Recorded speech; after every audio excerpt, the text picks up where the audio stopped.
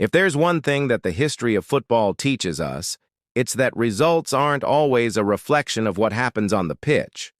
Sometimes even the most dominant teams stumble, and on this Saturday, August 23, 2025, at the Etihad Stadium, that's exactly what happened.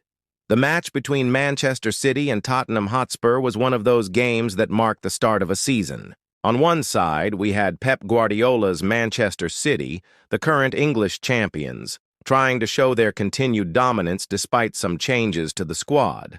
On the other, a Tottenham Hotspur side on the rise under Thomas Frank, seeking to build on their perfect start to the Premier League season.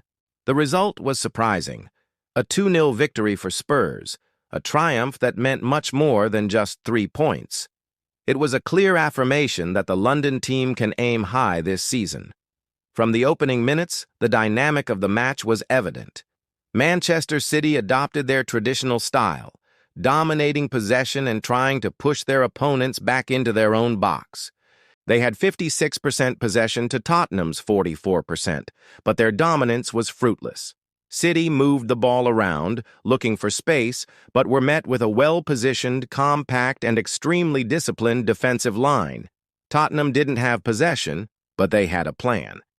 In the 35th minute of the first half, the game changed. In a quick attack, Richarlison received the ball on the left and found Brennan Johnson inside the box.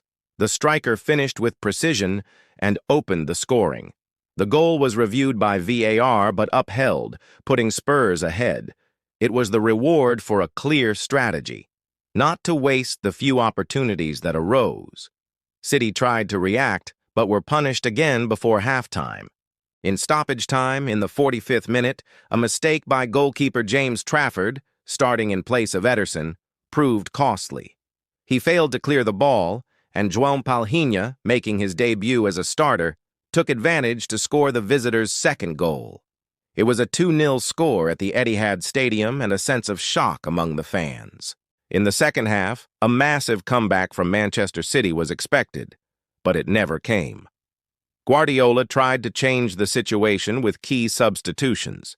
Phil Foden, Bernardo Silva, and Jeremy Doku came on, players capable of altering the rhythm of the attack. However, none of these changes had any practical effect.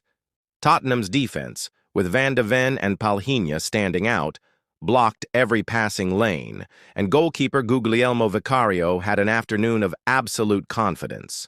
Even Erling Haaland, usually decisive in big matches, was subdued. He had only one clear opportunity, a header that went wide.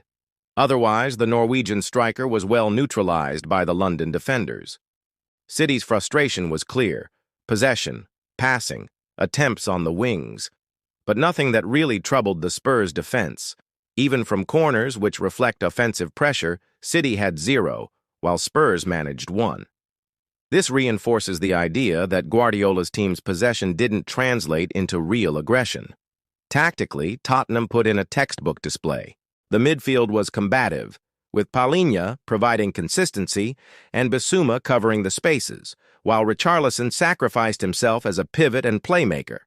Brennan Johnson, quick and intelligent, made the most of the space left by City's defense. And Vicario in goal provided security with every aerial play and mid-range shot.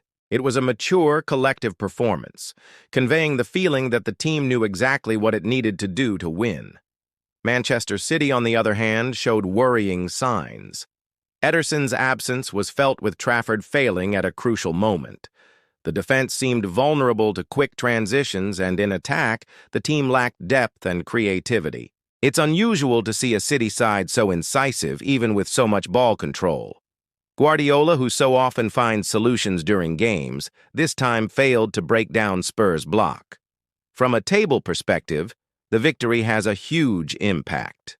With this result, Tottenham maintains its 100% record and shows that it can challenge for the top spots in the Premier League.